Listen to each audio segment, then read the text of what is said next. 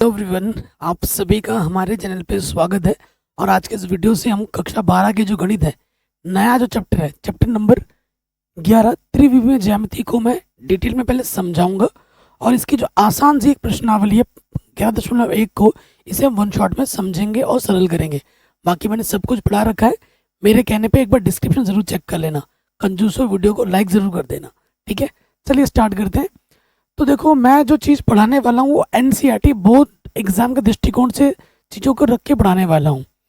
त्रिविमीय जो चीज़ आपने अभी पढ़ा, 3 डायमेंशनल, ठीक है। 3 डायमेंशनल क्या होता है?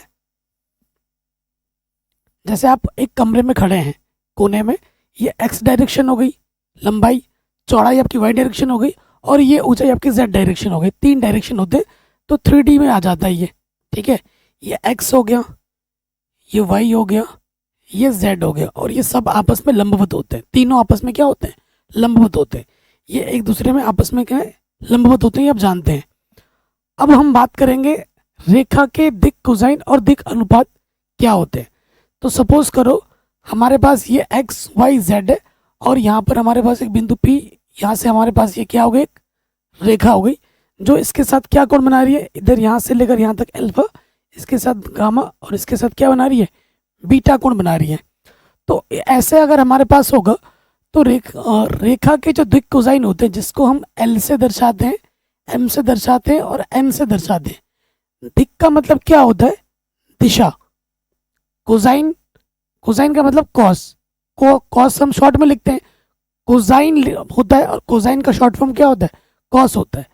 तो L M N जो होते हैं वो हमारे दिक कोसाइन होते हैं, कि ये जो बिंदु है ना P, ये जो रेखा है, ये इनके साथ किस दिशा में है ये हमें बताते हैं, ये हमें दर्शाते हैं, ठीक है। तो L हमारे पास क्या होता है? Cos alpha, cos beta, cos gamma. अब मज़े की बात यह है कि दिक कोसाइन, अगर हम बात कर रहे हैं रेखा के, तो रेखा के दिक कोसाइन 2 होते हैं, एक पॉजिटिव डायरेक्शन में, एक नेगेटिव डायरेक्शन में, ठीक है। एक पॉजिटिव डायरेक्शन में, एक नेगेटिव डायरेक्शन में। तो इसी वजह से एक तो प्लस का कॉस अल्फा हो जाएगा L, और एक होता है माइनस के कॉस अल्फा। तो इन शॉर्ट क्या लिखा जाता है? प्लस माइनस कॉस अल्फा, ठीक है। इसी तरीके से ये भी हो जाता है प्लस माइनस कॉस बीटा, और ये हो जाता है plus minus cos gamma. Objective question में आ सकता है कि रेखा के कितने दिक कोसाइन होते हैं। रेखा की बात कर रहा हूं मैं। रेखा के 2 दिक कोसाइन होते हैं, एक प्लस डायरेक्शन में, एक नेगेटिव डायरेक्शन में, ठीक है। तो 2 होते हैं। अगर मैं वही बात करूं किसी सदिश, तो किसी सदिश का सिर्फ एक ही दिक कोसाइन होता है।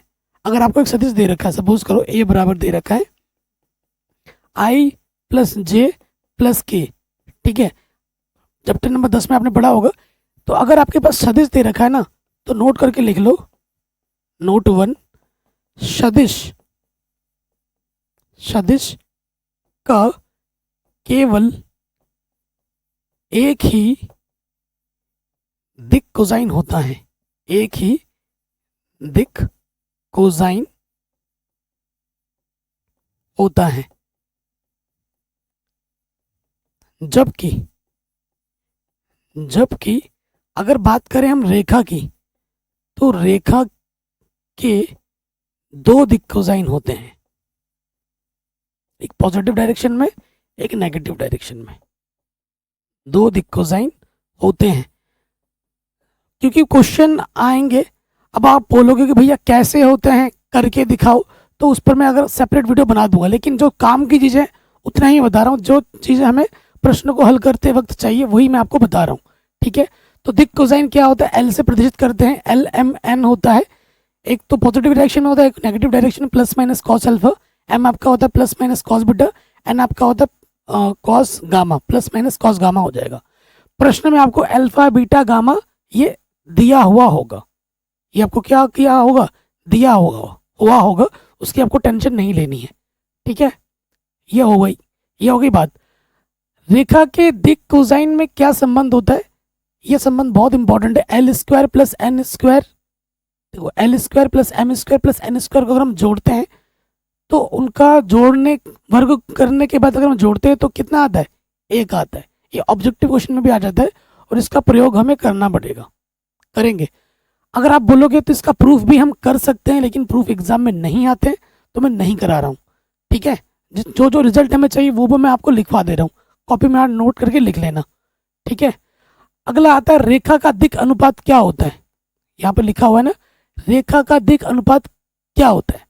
तो मैंने आसान शब्दों में लिखा है यहाँ पर परिभाषा, वे संख्याएं जो दिक् कोसाइन के समान अनुपाती होते हैं, वो संख्याएं जो हमारे दिक् अनुपात कौन से हैं, एल एम एन, उनके क्या होते हैं, समानुपाती होते हैं, उन्हें हम क्या कहते हैं, दिक् अनुपात कहते हैं। जो कुछ संख्याएं हैं जो हमारे दिक् कोसाइन के साथ समान अनुपात में रहते हैं, उन्हीं संख्याओं को हम क्या कहते हैं, दिक् अनुपात कहते हैं। जैसे सपोज करो हमने क्या ले लिया, ए ले लिया, बी ले लिया और ये सी ले लिया, ए एल के साथ, एम बी के साथ और सी एन के साथ समान अनुपात में है। तो ये जो ए बी सी है ये हमारे क्या है, दिक् अनुपात है। क्या है, दिक् अनुपात। तो ए बी सी संख्या दिक् अनुपात होंगी। तो ये और ये तीनों बराबर है, इसको हम किसके बराबर मान ले रहे हैं, आर के बराबर मान ले रहे हैं। तो ये चीज हम इसके बराबर ले सकते हैं, इसको हम इसके बराबर ले सकते हैं और इसको हम इसके बराबर भी ले सकते हैं। तो ए बट्टे एल क्या हो जाता है, आर के बराबर। तो ए ये बट्टे का इधर के क्या हो जाएगा, गुणे में। तो ए बराबर क्या हो जाएगा, एल आर। ए बराबर क्या हो जाएगा, एल आर। इसी प्रकार बी बराबर क्या हो जाएगा, जब देखो जब बी बट्टे एम को आर के बराबर लोगो तो बी बराबर क्या हो जाएगा, एम आर।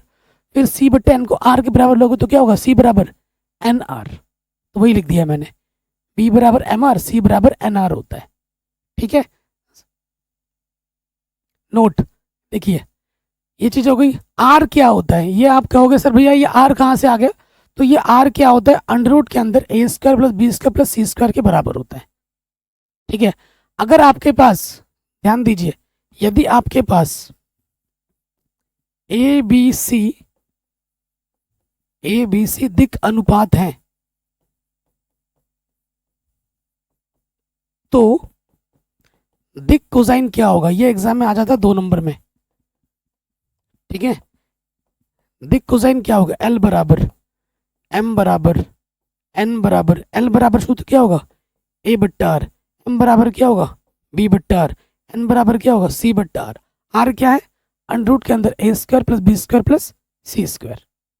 ये प्रश्न में आपको दिया होगा और ये एग्जाम में आ जाता है 2 नंबर में, तो इसे कॉपी में नोट कर लो।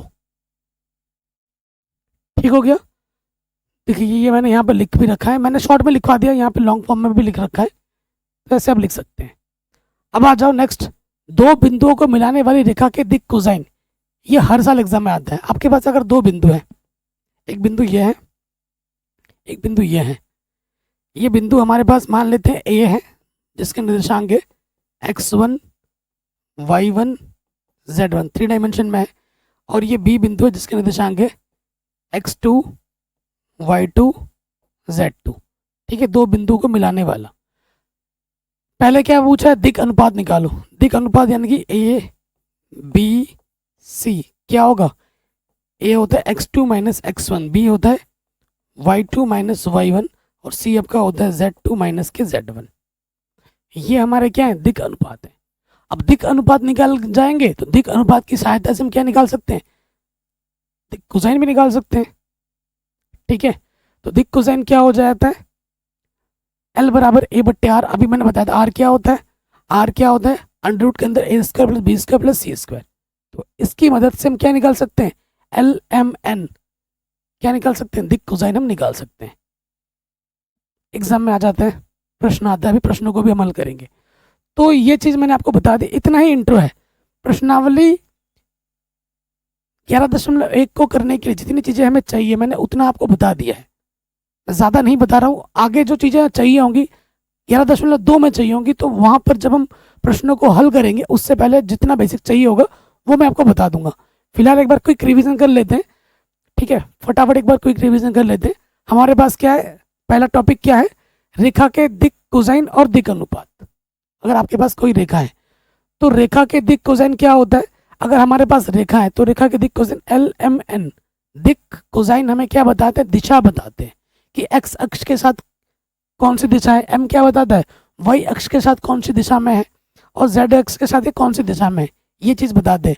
एक रेखा के दो दिक कोसाइन होते हैं, एक पॉजिटिव डायरेक्शन में, एक नेगेटिव डायरेक्शन में, लेकिन एक सदिश का सिर्फ एक ही दिक कोसाइन होता है। ये अंतर होता है जो मैंने कि आपको बता दिया। उसके बाद दिक कोसाइन में ये संबंध होता है L square plus M square plus N square का मान एक के बराबर होता है। ठीक है, उसके साथ साथ दिक अनुपात क्या होता है, वे संख्याएं जो दिक कोसाइन के साथ समान अनुपात में रहती हैं उन सभी संख्याओं को हम क्या कहते हैं, दिक अनुपात कहते हैं। इसकी मदद से ये आ जाता है। ठीक है, फिर अगर आपको दिक अनुपात दिया हो तो आप उनकी मदद से दिक कोसाइन भी निकाल सकते हैं। ये मैंने आपको लिखवा दिया। और बाकी चीज़ें हमें पहले से ही पता है, बाकी चीज़ें पहले से पता है, जैसे दो बिंदुओं के बीच की दूरी कक्षा 11 में पढ़ा होगा आपने। दो बिंदुओं के बीच की दूरी ये आप जानते ही होंगे, है ना। अगर आपके पास दो बिंदु हैं, एक है ए और एक है बी। ए आपके पास है x1 y1 z1 और बी आपके पास है x2 y2 z2। इन दो रेखाओं के बीच की अगर आपको दूरी निकालनी है ए बी, तो सूत्र क्या होगा, अंडर रूट के अंदर x1 माइनस x2 का वर्ग y1 माइनस y2 का वर्ग प्लस z1 माइनस z2 का वर्ग। ठीक है, ये कक्षा 11 में ही आपने पढ़ा है, जानते होंगे आप। तो अगर आपने इतना जान लिया है, समझ लिया है, तो ये प्रश्न आपके लिए क्या हो जाएगा, बिल्कुल आसान हलवा हो जाएगा। चलिए अब हम आ जाते हैं क्लास 12th मैथमेटिक्स प्रश्नावली 11.1। ठीक है, हिंदी मीडियम। कह रहे हैं यदि एक रेखा एक्स वाई और जेड अक्षों के साथ 90 डिग्री 135 डिग्री 45 डिग्री के कोण बनाती है तो इनकी दिक कोसाइन ज्ञात कीजिए। बहुत आसान है। देखिए हमारे पास क्या है, ये मान लेते हैं x, यह y और यह z। एक रेखा है हमारे पास, यहाँ पर ये रेखा है, ये हमारा O है। तो कह रहे हैं ये जो रेखा है x y z के साथ, ये जो रेखा है x के साथ कितना कोण बनाती है, 90 डिग्री। y x के साथ बनाती है 135 डिग्री। कितना बनाती है, जो प्रश्न में बोल रहा है वही हम कर रहे हैं। y के साथ बनाती है 135 डिग्री और जेड एक्स के साथ कितना बनाती है, 45 डिग्री। ठीक है, तो हमको दिया क्या है, एक्स के साथ जो कोण बनाती है उसे हम अल्फा कहते हैं। हमको दे रखा है अल्फा कितना दे रखा है, 90 डिग्री। बीटा हमको कितना दे रखा है, 135 डिग्री। और गामा कितना दे रखा है हमको, 45 डिग्री। यही चीज दे रखी है। तो हमको निकालना है दिक कोसाइन, अतः दिक कोसाइन।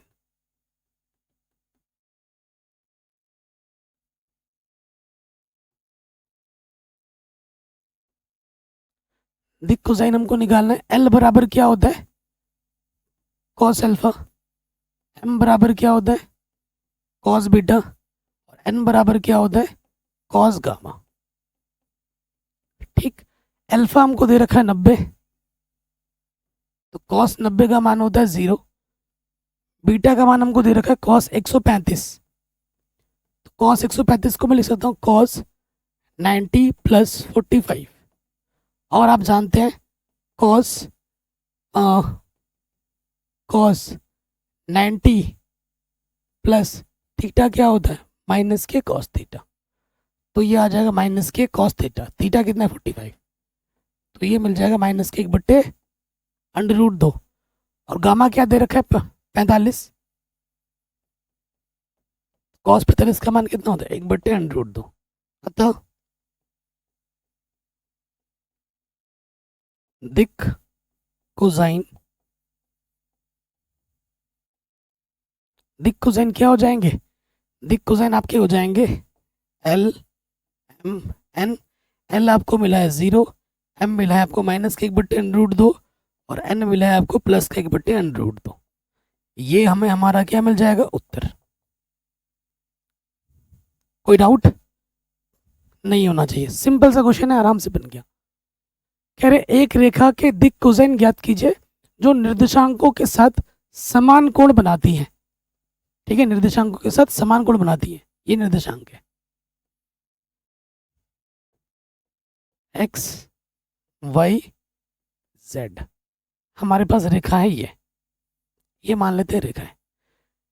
ये निर्देशांकों के साथ समान कोण बनाती है, इसके साथ, इसके साथ और इसके साथ समान कोण बनाती है। ठीक है, ये जो अल्फा है, ये जो बीटा है और ये जो गामा है, समान कोण बनाती है। हमको दिया क्या है, हमको दे रखा है कि जो अल्फा है, जो बीटा है और जो गामा है, तीनों एक दूसरे के साथ, तीनों एक दूसरे के साथ समान है, समान कोण बनाती है। ठीक है, और हम जानते हैं क्या निकालना है, हमें दिक कोसाइन निकालना है, चूंकि दिक कोसाइन,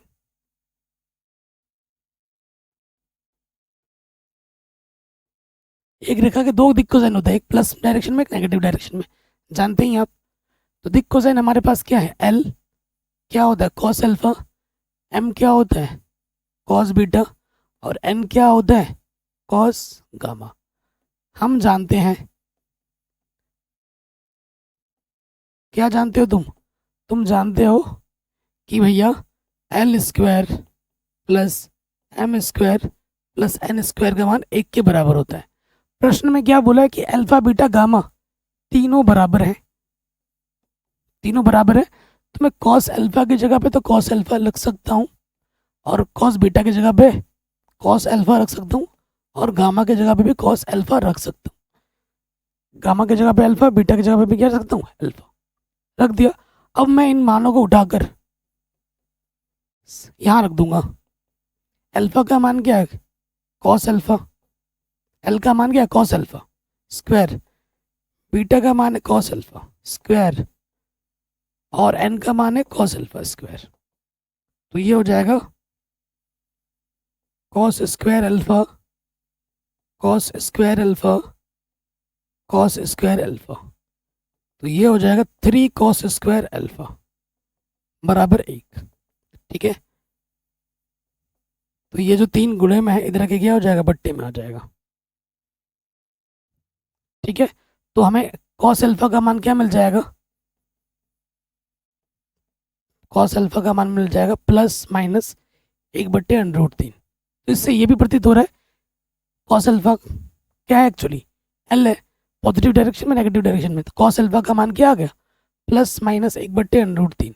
इसलिए एल का मान होगा प्लस माइनस 1/√3, एम का मान भी क्या होगा प्लस माइनस 1/√3 और एन का मान भी होगा प्लस माइनस 1/√3। ये हमें हमको क्या मिल जाएगा, ये हमें हमारा दिक कोसाइन आराम से मिल जाएगा। आसान प्रश्न एग्जाम में आता है, पूछा जाता है एग्जाम में, आराम से बन गया।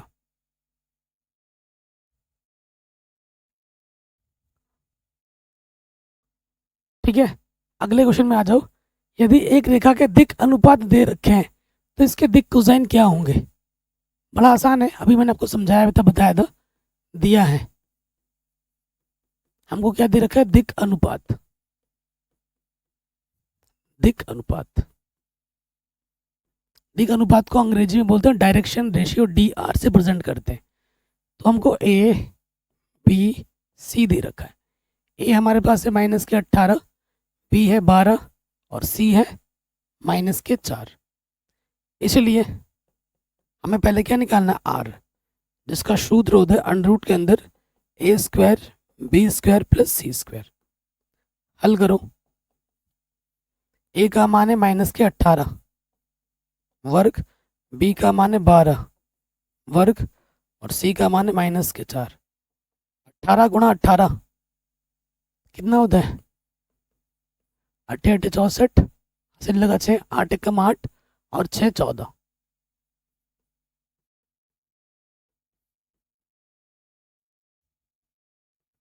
ठीक है, 324, 12 का वर्ग 144, 4 का वर्ग 16। तो हल करेंगे तो कितना आ जाएगा 6 और 4 10 और 4 14, हासिल लगा 1 1 4 5 2 7 और 1 8 और 1 और 3 4 और 1 5। सही किया ना हमने यहाँ तक। ठीक है, कैलकुलेशन सही है हमारी। कितना है ये 584 आ रहा है ना, तो 584 है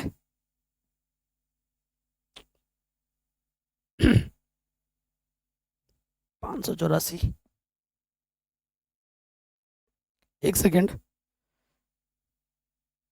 6 और 4 10 और 4 14 का 4 हासिल लगा एक, 4 और एक 5 तो 7 और एक 8, हासिल तो था ही नहीं, 484 होगा ना, 484 होगा। ठीक है, अब इसका वर्गमूल निकालना पड़ेगा, तो गुणनखंड करते हैं, वर्गमूल 484 का वर्गमूल निकालते हैं, तो 2 दूनी 4, 2 चौके 8, 2 दूनी 4, 2 एक कम 2, 2 दूनी 4, 2 एक कम 2। ठीक है, तो 121, 11 एक कम 11, 11 कम 11, तो 11 और 2 कितना आ जाएगा 22। तो इसका जो वर्गमूल होता है वो कितना होता है 22 होता है। ठीक है, अतः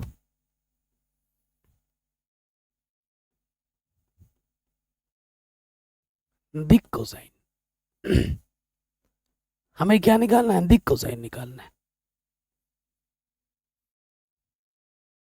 एल एल बराबर क्या होता है, ए बट्टे आर, एम बराबर क्या होता है, बी बट्टे आर, और एन बराबर क्या होता है, सी बट्टे आर।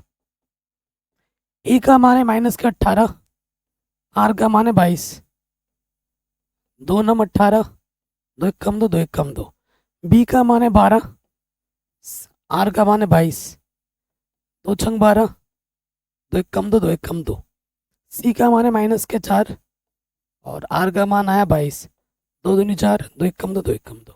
तो ये हमें हमारे क्या मिल गए, दिक् कोसाइन मिल गए, जो कि हमने निकाला दिक् अनुपात की मदद से। ये क्वेश्चन इंपॉर्टेंट है, ये 1 या 2 नंबर में यहाँ से आता ही आता है। दिक् कोसाइन निकालने के लिए आपसे पूछा जरूर जाएगा, चाहे 1 नंबर में आए चाहे 2 नंबर में आए, आएगा जरूर, 100% गारंटी है। तो ये क्वेश्चन भी आपका आराम से बन गया। अब हमें दिखाना है ये 3 जो बिंदु हैं वो आपस में संरेख हैं। तो मान लेते हैं, माना ए बिंदु आपके पास है 2 3 4, बी बिंदु आपके पास है -1 -2 1, और सी बिंदु आपके पास है 5 8 7। ठीक है, इसलिए पहले निकालेंगे हम ए और बी के बीच की दूरी। ठीक है, आप जानते हैं संरेख कब होता है, जो बड़ी बीच की दूरी बाकी दो छोटी बीच की दूरी के योगफल के बराबर आ जाता है, तो क्या होता है, संरेख होता है। उसी कॉन्सेप्ट का हम यहाँ पर उपयोग करेंगे। सूत्र क्या होता है मेरे भाई, x1 माइनस x2 का वर्ग, y1 माइनस y2 का वर्ग, और z1 माइनस z2 का वर्ग, यही होता है। ए बी की बात कर रहे हैं, इसमें आ जाओ, x1 है 2, x2 है -1, तो माइनस माइनस प्लस, y1 है 3, y2 है -2, माइनस माइनस प्लस, z1 है 4, z2 है 1। ठीक है, ये हो गया। अब 2 और 1 3 होता, 3 का वर्ग 9, 3 और 2 5, 5 का वर्ग 25, 4 में से घटाएंगे 3, 3 का वर्ग 9, तो ये कितना हो गया 18 और 25,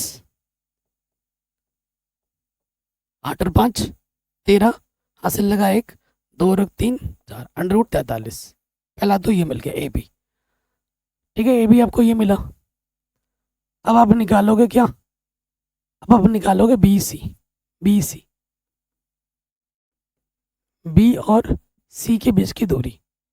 तो x1 माइनस x2 का वर्ग, y1 माइनस y2 का वर्ग, और z1 माइनस z2 का वर्ग, तो -6 आ जाएगा, 6 छंग 36, माइनस का वर्ग प्लस होता है, माइनस का 10, 10 का वर्ग 100, और यहाँ से बचेगा माइनस के 5, बचे 25।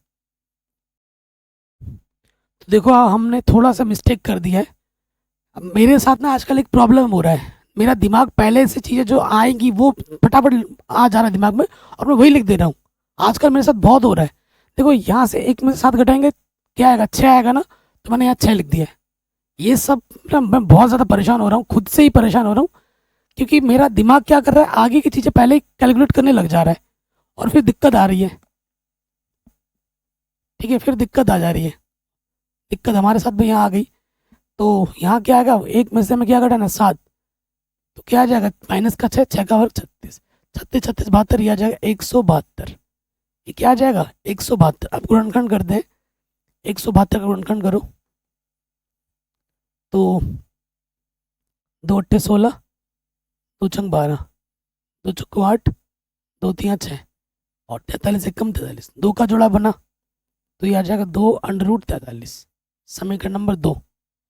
ठीक है, बी सी निकाल दिया। अब हम निकालेंगे ए सी। हम क्या निकालेंगे? ए सी। तो देखो ए सी क्या होगा, यहाँ से ए और सी के बीच की दूरी। तो x1 क्या हो जाएगा मेरे पास 2, x2 कितना है 5, y1 कितना है 3, y2 कितना है 8, z1 है 4, z2 है 7। ठीक है, हल करते हैं। 2 में से 5 घटाएंगे -3, -3 का वर्ग 9, प्लस -5, 5 का वर्ग 25, 4 में 7 घटाएंगे -3, 3 का वर्ग 9। तो ये भी कितना आ जाएगा √43। अब आप खुद देखोगे, चूंकि क्या कि ये जो 2√43 है इसके बराबर है इस √43 प्लस √43 के, यानी कि 2√3 क्या है, यानी कि जो BC है, BC जो भुजा है वो किसके बराबर है? AB भुजा प्लस AC भुजा के क्या बराबर है? बड़ी वाली भुजा का वर्ग बाकी तो छोटी भुजाओं के योगफल के बराबर है। अतः यह संरेख है। ठीक है, इसको हम और तरीकों से भी दिखा सकते हैं। ठीक है, सदिश के रूप में भी दिखा सकते हैं। सदिश के रूप में कैसे संरेख दिखाते हैं वो इससे पहले वाले चैप्टर में हमने सीख रखा है, जान रखा है। तो वैसे भी कर सकते हैं ना, पोजीशन वेक्टर बनाकर किया है हमने, वहां पर आपने सीखा भी होगा चैप्टर नंबर 10 में। इसको ऐसे भी कर सकते हैं, तो ये करके दिखा दिया। अब आ जाओ नेक्स्ट क्वेश्चन में। एक त्रिभुज की भुजाओं की दिक् कोसाइन ज्ञात कीजिए यदि त्रिभुज के शीर्ष इतने इतने इतने हैं। ठीक है, तो देखो सबसे पहले क्या निकालना है? A B. अगर इसको मैं ए बोलूं, इसको मैं बी बोलूं और इसको मैं सी बोलूं, तो ए बी फिर बी सी और फिर आपको क्या निकालना है? ए सी निकालना है। तो पहले दिक् अनुपात निकालोगे, उसके बाद दिक् कोसाइन निकालने का। ठीक है, तो देखो सबसे पहले हम निकालते ए बी। ए बी के दिक् अनुपात निकालेंगे पहले, ए बी के दिक् अनुपात। तो ए बराबर बी बराबर सी बराबर, सूत्र क्या होता है? x2 minus x1, y2 minus y1, z2 minus z1। ठीक है, x2 क्या है मेरे पास? -1 और x1 मेरे पास क्या है 3, तो ये हो जाएगा -4। ठीक है, बी मेरे पास क्या है? अब यहाँ पे देखो बी मेरे पास y2 माइनस y1, y2 है 1 और y1 है 5, तो ये क्या हो गया -4। और सी मेरे पास क्या है 2। ठीक है ना, सी मतलब z2 माइनस z1, z1 कितना है? -4। तो माइनस माइनस क्या होता है? प्लस, 4 और 2 6 हो जाएगा। ए बी सी निकल गए। अब हमें क्या निकालना है? आर निकालना है। आर क्या होता है? अंडर रूट के अंदर a² plus b² plus c², है कि नहीं? तो -4 का वर्ग, -4 का वर्ग और फिर 6 का वर्ग, 4 चौको 16।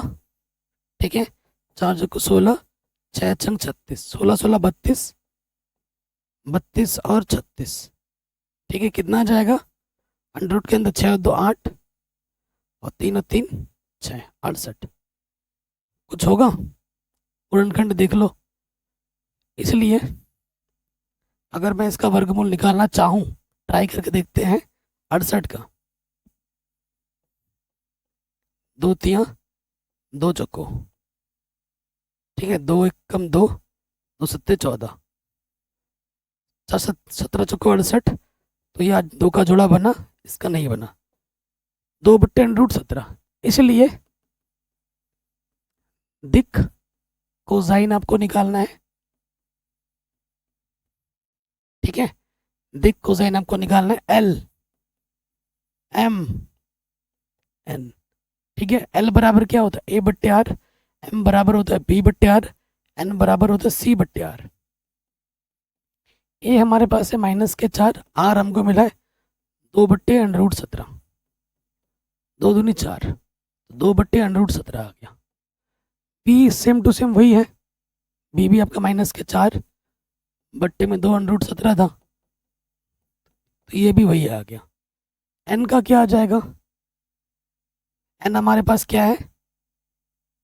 कहाँ यार, एन सी हमारे पास, सी हमारे पास क्या 6 और आर हमारे पास क्या 2/√17, 2 थियाँ, तो ये हमें मिलेगा 3/√17। तो ये हमको क्या मिल गया? ए बी के दिक कोसाइन।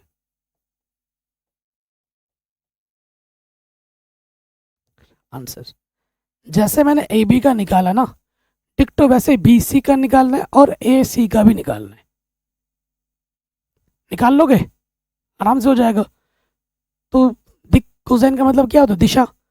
एल क्या बताता है? एक्स अक्ष के साथ क्या कितनी दिशा में है, एम के साथ किस दिशा में है, और मतलब एम क्या बताता है?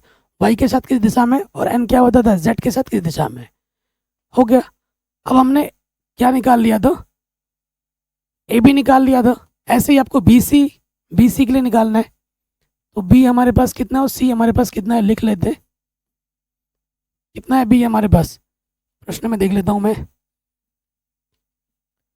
तो बी मेरे पास दे रखा था -1 1 2, -1 1 2, और सी हमको प्रश्न में दे रखा है कितना? -5 -5 -2, -5 -5 -2, यही है ना? हाँ, तो अब निकाल दो बी सी के दिक अनुपात। जैसे अभी किया था बिल्कुल वैसे ही करना है। तो बी सी के दिक अनुपात ए बी सी, तो ये हो जाता है x2 - x1, y2 - y1 और z2 - z1। ठीक है ना? ये हो गया। ये क्या हमारा x1 y1 z1, x2 y2 z2। रखो सूत्र में। x2 मेरे पास है -5, x1 है -1, तो -5 में +1 जोड़ोगे तो -4। y2 है मेरे पास -5, y1 है 1, तो ये आ गया -4 -6। ठीक है। z2 मेरे पास है -2, z1 है मेरे पास 2, तो -2 -2 -4। ए बी सी निकल गए। अब हमें क्या निकालना होता है? आर। आर बराबर क्या होता है? अंडर के अंदर a² + b² + c²। ठीक है।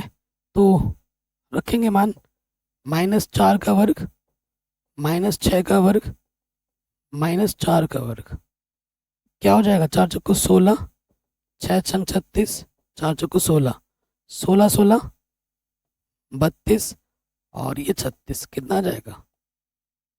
68, 17 चौको 68, तो 2 √ कितना? 17 आ जाएगा।